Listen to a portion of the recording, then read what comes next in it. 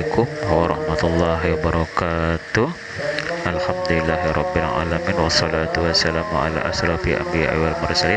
Bertemu lagi bersama MRN Kata Hati dengan pembicara oleh Al-Habib Al-Ustadz Habibi bin Muhammad Al-Ghadri. Maka pertemuan setiap malam Sabtu ini adalah merupakan pertemuan rutinitas kita sebagaimana malam-malam sebelumnya. Adapun pembahasan kali ini adalah memohon kepada Allah Subhanahu wa taala agar kita selalu diberikan keistiqomahan. Maka daripada itu, untuk mempersingkat waktu, marilah kita bersama-sama mohon kepada Allah Subhanahu wa taala agar apa-apa yang kita dapatkan dari beliau bisa menjadi amalan hari-hari kita dan bisa menjadi sebab keistiqomahan kita. Marilah kita saksikan dengan bersama. Rabbi waj'al mujtama'ana ayatu hasanul khitami wa qina ma qad sa'alna min atayakal khitami sallallahu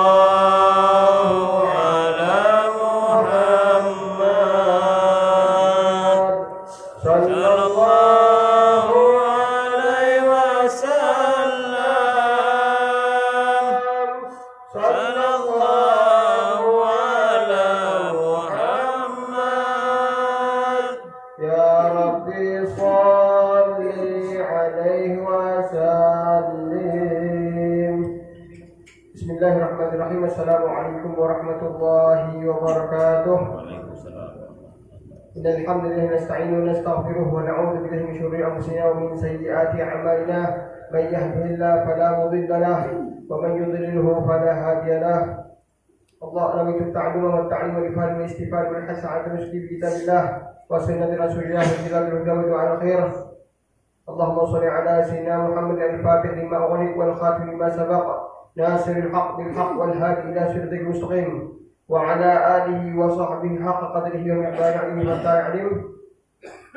رب اشرح لي صدري ويسر لي أمري واحلل عقدة من لساني يفقهوا قولي. ربنا زدنا علما نافعا وارزقنا فهما صادقا برحمتك يا أرحم الراحمين بجاه النبي وآله وصحبه أجمعين. ولا حول ولا قوة إلا بالله العلي العظيم. فتح يعلم.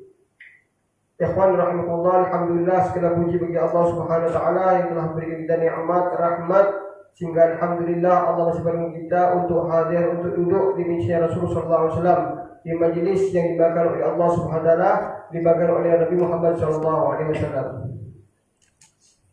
Ikhwan rahimahullah, kemarin kita bahas panjang lebar masalah keadaan kelak manusia yang akan dilewati setiap manusia kelak di akhir zaman. Yang pernah kita bahas pada pertemuan yang lalu, bagaimana kita dianjurkan untuk minta kepada Allah Subhanahu wa taala agar Allah Subhanahu wa taala menyelamatkan kita pada tempat-tempat yang sangat genting. Seperti kita bahas kemarin, bagaimana kita diperintahkan oleh Allah taala oleh para ulama untuk pertama kali kita untuk agar kita berbaik harapan, dengan mana Allah Taala adalah pemberi setiap harapan kita, penghapus kesalahan kita, dan baik sangka kepada Allah Subhanahu Wa Taala. Dan juga kita mohon kepada Allah Subhanahu Wa Taala dan selalu minta kepada Allah Taala agar Allah memberi kita dengan husnul khatimah. Allah mudahkan kita dalam keadaan sakaratul maut, dan Allah tidak memudahkan kita kalau kita ada pada keadaan kubur kita. Dan Allah menetapkan umur kita seperti kami qauli sabit di hayat dunia. Di ketetapan Allah SWT, kita minta kepada Allah SWT agar Allah menetapkan kita langkah perkataan kita, apa yang kita keluarkan daripada umur kita, itu tidak lain tidak bukan, yaitu kita tetap iman dan takwa kita kepada Allah Taala dengan kalimat la ilaha illallah Muhammadur Rasulullah. Inilah kalimat yang harus kita pegang dari Allah. Kalimat inilah, kalimat tauhid inilah yang akan kita bawa di kehidupan kita dan akan di hadapan kita kalau kita mati kelak setelah kematian kita. Makanya ada doa. Allahumma hina al-iman wa amsa al-iman wa zumratin ma'an ahli iman. Ya Allah, hidupkan kami dalam keadaan iman, ya Allah. Matikan kami dalam keadaan iman, dan kubur kami bersama orang-orang yang mempunyai iman kepada Engkau, ya Allah. Karena tentunya rahmatullah, ketika kita manusia kita menghadap Allah SWT tidak membawa harta, Allah SWT tidak marah kepada kita. Ketika kita mati menghadap Allah SWT, ketika kita tidak membawa jabatan kita, Allah tidak marah. Tapi tatkala kita kembali kepada Allah SWT, dibawa iman kepada Allah SWT, inilah saat kehancuran hamba Allah SWT. Inilah kerugian besar bagi hamba Allah SWT. Dan iman yang telah dirahmati Allah Taala, inilah modal besar kita kepada Allah Taala. Maka kita minta kepada Allah SWT agar kehidupan kita, mati kita tetap dalam iman Islam. Jadi kita akan minta kepada Allah Taala agar kita tetapkan bicara amal di perkataan kita dengan qaul sabit yang tetap fil hayat dunia wal akhirah, di kehidupan dunia dan kehidupan akhirat. Dan tidak cukup sampai dunia dan akhirat, dan pertama kali masuk ke kubur kita akan ditanya dengan persoalan iman dan takwa kepada Allah SWT.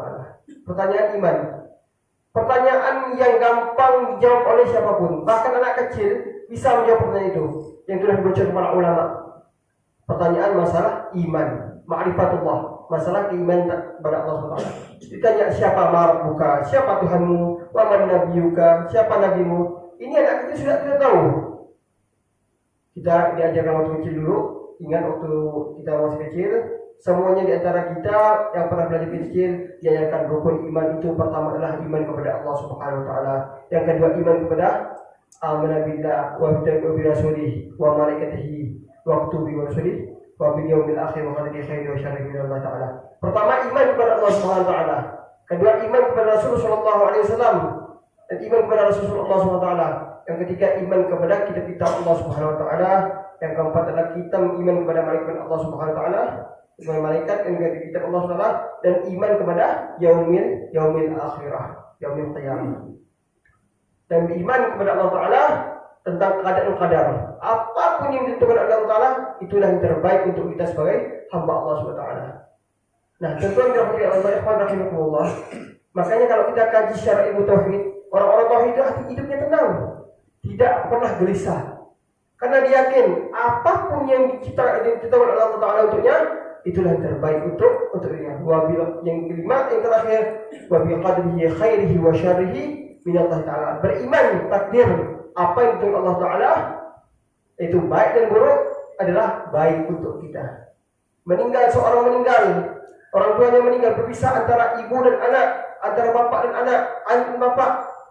Mungkin itulah yang terbaik untuk seorang hamba tersebut.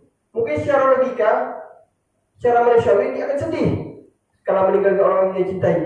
Tapi di balik kesedihan itulah tumbuh seanak akan menjadi yang tumbuh dengan timbul hidup yang lebih dewasa tanpa orang tuanya. Kalau kita lihat kaji ikhwan rahimahullah, kesedihan apapun kehidupan kita tidak ada apa-apa dibanding kehidupan para nabi para rasul. Maka para nabi para rasul itu tentunya Allah Taala ciptakan oleh Allah Taala sebagai contoh untuk kita.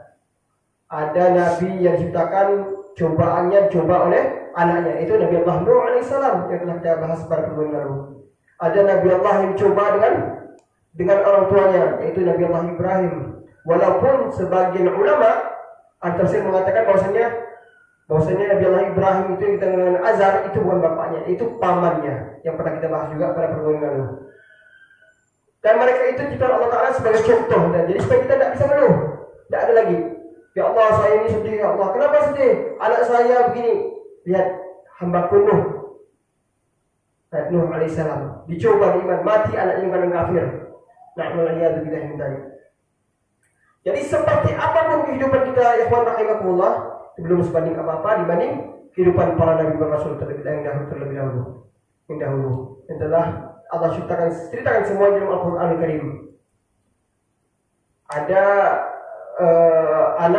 seorang suami yang diuji dengan oleh istrinya sendiri, yaitu Nabi Allah Lut alaihissalam. Ada seorang istri yang diuji melalui suaminya, yaitu bukan dia nabi bukan rasul, karena tidak ada nabi rasul itu dari kalangan kaum perempuan. Kalau waliyah, seorang kasih Allah, ada yang berbeda itu Sayyidatuna Asia. Siapa Sayyidatuna Asia? Istri daripada Fir'aun, musuh Allah Subhanahu wa taala. Jadi semua daripada kehidupan dunia ini tuan-tuan Allah ada. Jadi kita jangan merasa diri kita ini bahwasanya hidup kita ini paling saya ini paling sedih juga, miskin saya ini. Seolah-olah kita merasa kehidupan kita dunia ini paling berat cobaan kita. Padahal tidak, tuan-tuan Allah. Kehidupan kita belum ada apa-apanya dibandingkan para nabi, para rasul, dan para aulia yang terlebih dahulu. Masih belum jauh ada apa-apa. Mungkin hati kita yang kurang. Mungkin kita yang belum bersyukur. Mungkin kita belum sabar dengan apa yang dilakukan oleh Allah Subhanahu wa taala. Maka minta Allah Taala, minta betul-betul kepada Allah Taala agar Allah sama kita pada pertanyaan nanti soal munkar dan nakir. Dan Allah minta kepada Allah Taala supaya Allah Taala jadikan kuburan kita raudhah min riyadil jannah. Makanya ada tempat mustajab. Dalam hadis Nabi sallallahu alaihi wasallam dijelaskan bahwasanya kalau kita minta kepada Allah Taala, kalau di akhir kita innaka hamidum majid, sebelum kita salam, maka kita dianjurkan untuk berdoa. Apa doa? 3 doa daripada doa yang harus kita minta kepada Allah Taala. Pertama, Allahumma inni as'aluka taubatan qabla al-maut. Dalam hati kita minta kepada Allah Taala. Allahumma inni as'aluka taubatan qabla al-maut. Ya Allah, berikan saya taubat sebelum saya mati menghadap Engkau ya Allah. Allahumma inni as'aluka taubatan qabla al-maut. Allahumma inni as'aluka husnul khatimah. Ya Allah, berikan saya keselamatan dan kalau kadang-kadang husnul khatimah ya Allah.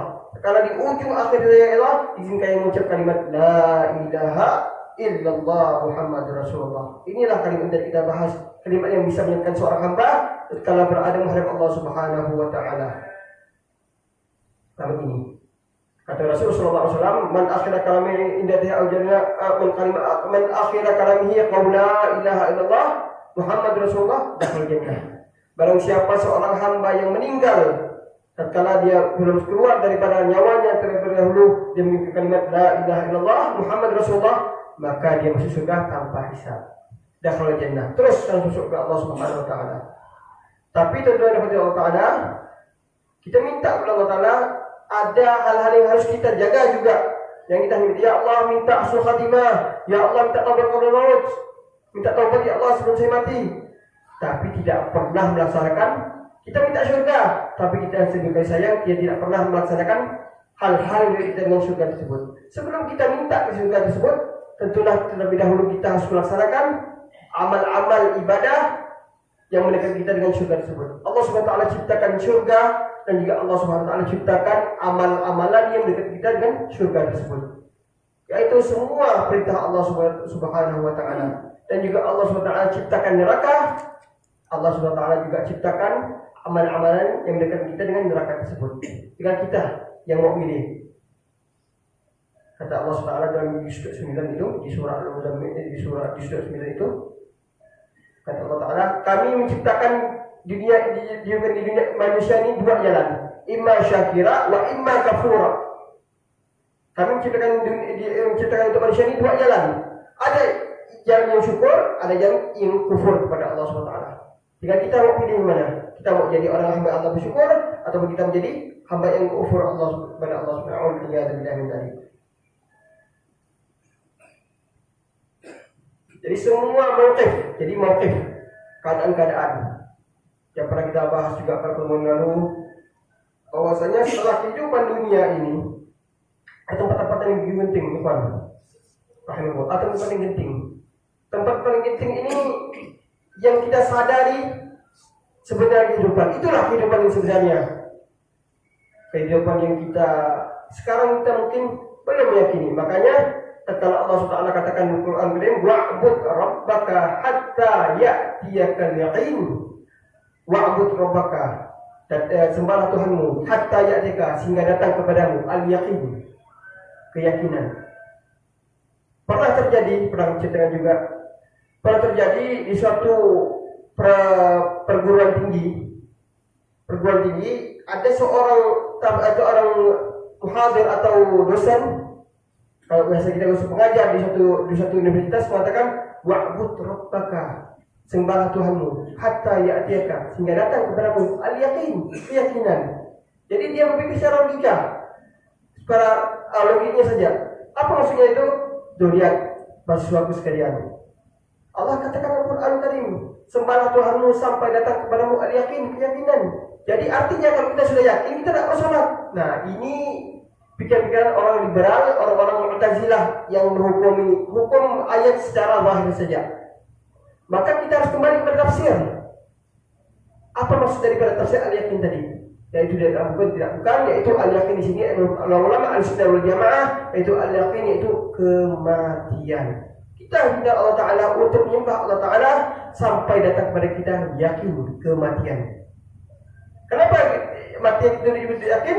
Karena orang yang mati, karena dia mati kepada Allah Ta'ala, dahulu dia ragu apakah ada yang namanya azab kubur atau nikmat kubur, apakah ada yang namanya pertanyaan munkar nakir. Begitu dia mati masuk dalam kubur, dia yakin, dia haqiqatan yutima ainul yaqin haqqul yaqin, yaitu dia yakin, sedang yakin, karena dia merasakan sendiri bagaimana keadaan dalam kubur tersebut, bagaimana adanya azab kubur, ada namanya nikmat kubur, ada namanya pertanyaan munkar nakir.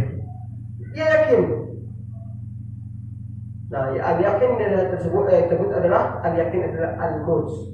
Jadi salah besar kalau seandainya orang mengatakan bahwasanya kalau sudah yakin sudah tak perlu sholat, sudah yakin. Kalau itu masih sholat berarti belum yakin. Nah, ini orang yang keliru, salah besar. Banyak sekarang ikhwanahullah dan Allah bertebaran ajaran sesat menyesatkan, bagaimana mereka mengajarkan kalau orang sudah yakin tak perlu sholat. Kalau dia belum sholat berarti belum yakin, belum sampai. Kalau kita lagi tanyaan sampai di mana? Kan gitu. Nah, na'udzubillah min dzalik. Jadi semua ikhwan, semua amal ibadah itu perlu ilmu. Perlu ilmu. Orang yang beribadah tanpa ilmu, amaluhu madudatun la tuqbalu. Semua amalnya tertolak. Salat yang kita lakukan perlu ilmunya. Wudu yang kita lakukan perlu ilmunya. Semua yang kita lakukan perlu ilmunya. Maka alhamdulillah tujuan kita di sini, kalau tidak paham bertanya kepada orang tahu. Kalau tidak paham, jangan malu bertanya. Kalau pepatah mengatakan malu bertanya di saat jalan, kalau ada ilmu malu bertanya neraka jahanam. Wal'iyadu billah. Ya akhirnya orang berbuat ilmu tanpa amal tertolak. Makanya dalam orang-orang ibadah ahli ilmu itu lebih baik daripada amal orang ahli ibadah. Ceritakan dalam Ihya Ulumuddin Ibnu Ghazali mengatakan ada seorang, yang mana seorang ini ada orang lagi ibadah, datang iblis. Satu hamba Allah yang bisa melihat kan disebut orang saleh, lihat. Dia tidak takut sama orang ibadah tadi. Dia tidak takut. Tapi ada orang yang di luar masjid, duduk belakang di masjid, lagi tidur, dia lari ini iblis, syaitan ini. Jadi pas dia lihat syaitan tadi, "Loh mas, kenapa lari?" Kata si iblis tadi, "Itu orang tidur." Ente ini gimana kata iblis? Lihat orang ibadah dia santai, tapi kalau orang lihat orang tidur, itu ente lari. Tidak masuk akal itu. Takut sama orang tidur. Logikanya orang iblis akan takut pada orang yang ibadah. Karena dia ingin Allah Ta'ala. Maka si iblis tadi yang lebih besar, yang senior, lebih mengatakan kepada si iblis yang kecil tadi, syaitan yang kecil tadi, mengatakan, itu yang ibadah, itu orang tidak paham ilmu. Dia sujud, dia tidak tahu apa-apa syarat daripada sujud, apa-apa syarat daripada yang membatalkan sholat. Sementara itu yang tidur, itu orang berilmu, orang alim. Nafasnya saja bisa menghancurkan saya, kata-kata si iblis tadi. Kalau seandainya dia sadar, dia betulkan ibadahnya orang tadi, orang alim ibadah tadi, maka rusak semuanya. Lebih baik saya menjauh daripada orang ilmu tadi. Ikhwan rahimahullah, hal ini menjelaskan kepada kita bagaimana pentingnya ilmu. Makanya alhamdulillah di mana-mana kita dapat majelis ilmu, majelis yang bahas masalah amal ibadah kita, masalah hati kita kepada Allah Ta'ala. Maka itu penting ikhwan rahimahullah. Jangan sampai kita hidup dunia kesibukan kita mencari dunia melalaikan kita dari hadis majelis ilmunya Rasul sallallahu alaihi wasallam. Maka kita mohon kepada Allah Subhanahu wa taala agar Allah selamatkan diri kita, anak kita dan semua keluarga kita dan sahabat kita daripada tempat-tempat yang yang tadi menegangkan tadi. Dan kita mohon juga kepada Allah Ta'ala agar Allah menumpukan kita pada keadaan yang aman daripada keadaan yaumul qiyamah. Dan terakhir, setelah melewati yaumul qiyamah di mahsyar, di mauqif tertentu, tempat tertentu, kita melewati sirat mustaqim. Kepada yang saya jelaskan pada pertemuan yang lalu, sirat itu adalah jembatan yang ada terus di atas neraka jahanam. Ada orang yang lewat sirat itu yang merangkak. Ada yang berjalan seperti biasa. Ada yang bertiti, seolah bertiti lebih tipis daripada rambut, seperti rambut belah 7, dan lebih tajam daripada pedang. Jalannya menanjak 500 tahun, menurun 500 tahun, berkali-kali 500 tahun, 1500 tahun Allah. Jadi secara logika kita ini, ya Allah, kalau kita lihat amal kita, jalannya selamat itu na'udzubillah min dzalik. Tapi memang ada subhanallah Allah Ta'ala jadikan hamba Allah Ta'ala yang lewat seperti salat mustaqim, seperti burak, seperti kilat langsung sampai. Nah, jadi kita mohon kepada Allah Ta'ala, kita ini kalau mau buat amal ibadah, ya aus sekali. Tak mungkin rasanya kita bisa lewat sirat mustaqim, kita perhatikan ibadah kita, mau lewat semacam sirat secepat kilat. Maka nanti keadaan mauqif inilah sampai diceritakan oleh Nabi SAW ketika putri beliau tercinta yaitu Sayyidatuna Fatimah Zahra al-Batul akan lewat di sirat, maka ada panggilan, "Utu absarakum, tundukkan pandangan kalian, fa inna Fatimah binti Muhammad satamurru ala sirat." Tundukkan pandangan kalian, kata Allah SWT, sungguhnya Fatimah binti Muhammad akan lewat di sirat. Maka waktu itu menunduknya Allah Subhanahu wa Ta'ala, menundukkan pandangannya supaya tidak dilihat oleh ajnabi, orang-orang yang bukan mahram. Jadi adalah Sayyidah Fatimah Zahra Batul, karena kemuliaan daripada putri kita Nabi Muhammad sallallahu alaihi wasallam. Begitu banyak keadaan-keadaan hamba Allah Ta'ala yang lewat di sirat tersebut. Maka kita ikhwan rahimakumullah, kalau saja kita mengharapkan amal ibadah kita jauh sekali. Mungkin baru satu langkah, 2 langkah kita jatuh. Na'udzubillah min dzalik. Kalau sudah jatuh daripada sirat, siapa lagi akan menyelamatkan kita? Kalau seandainya hubungan kita dengan Rasulullah SAW, mungkin Rasulullah SAW akan cepat mengangkat tangan kita. Mungkin kita akan dibimbing. Itu yang kita harapkan kita ikhwan rahimahullah. Kita akan dibimbing oleh Rasulullah SAW telah melewati jembatan siratal mustaqim. Ihdinas siratal mustaqim, siratal ladzina an'amta 'alaihim. Inilah doa yang kita baca dalam surah Al-Fatihah. Ikhwan rahimakumullah. Maka yang terakhir kata Rasul sallallahu alaihi wasallam lewat daripada hadis para ulama, yaitu minta pada Allah SWT agar Allah SWT kita diizinkan oleh Allah SWT untuk meminum telaga Haud, telaga Kautsar. Jadi di akhir daripada perjalanan sirat itu sampai kita ke surga, sebelum masuk surga kita akan bertemu dengan telaga Haud, telaga Kautsar. Satu telaga yang mana seandainya kita minum daripada telaga tersebut, maka kita tidak akan haus selama-lamanya. Telaga Haud. Maka orang-orang mukmin saja yang diizinkan Allah Ta'ala sampai di ujung sirat tersebut, setelah melewati perjalanan panjang di sirat, maka orang-orang hamba-hamba Allah yang beruntung melewati sirat tersebut setelah perjalanan panjang, mereka akan diberikan minuman oleh Allah Ta'ala langsung dari tangan suci Nabi Muhammad SAW, itu berupa air dari telaga Al-Haud, yaitu telaga Al-Kautsar.